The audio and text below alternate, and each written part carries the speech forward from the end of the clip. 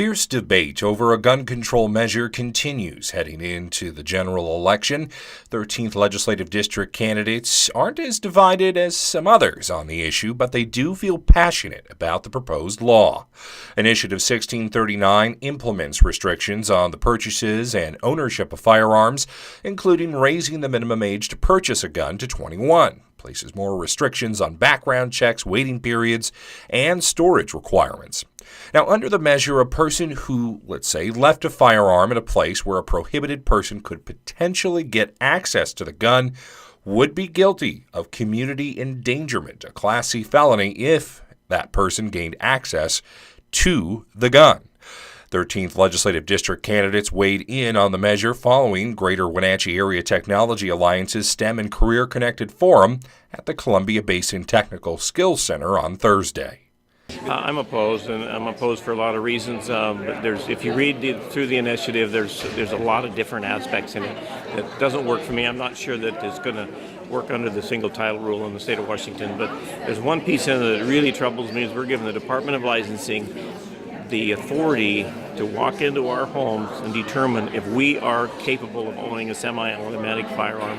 And I have an issue with that. Generally speaking, with ballot initiatives, I'm a little bit skeptical of them because they're not put through the legislature. So theoretically, when you put something through the legislature, the minority can kind of weigh in on it. And so you kind of get this kind of bipartisan crafting of whatever piece of legislation it is. Yeah. With a proposition, you don't get that. And so this one, I look at it and I'm kind of skeptical of it in terms of, is this constitutional? Is it the right thing that we need? I'm kind of two minds on this one because I think that in the wake of mass shootings, in the wake of school shootings, Americans want something. Whether or not this is it, I don't know, but it's a good place to start. So we'll see. My thoughts are that we need to reduce gun violence. That is a given, and that's the goal. I think that with that being said, there are pieces of this initiative that I struggle with the most.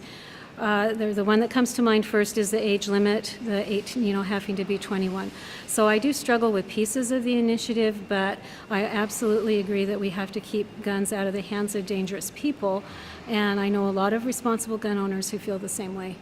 It's the responsible gun owner who should not be penalized, and yet we do have to have regulation with mental health and whatever else we might find that will work to keep guns out of the hands of dangerous people.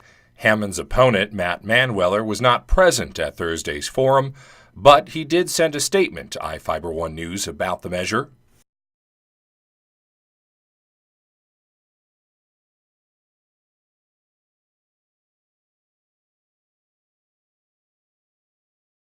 Initiative 1639 is supported by the Alliance for Gun Responsibility and opposed by the Washington Council of Police and Sheriffs as well as the Washington State Patrol Troopers Association.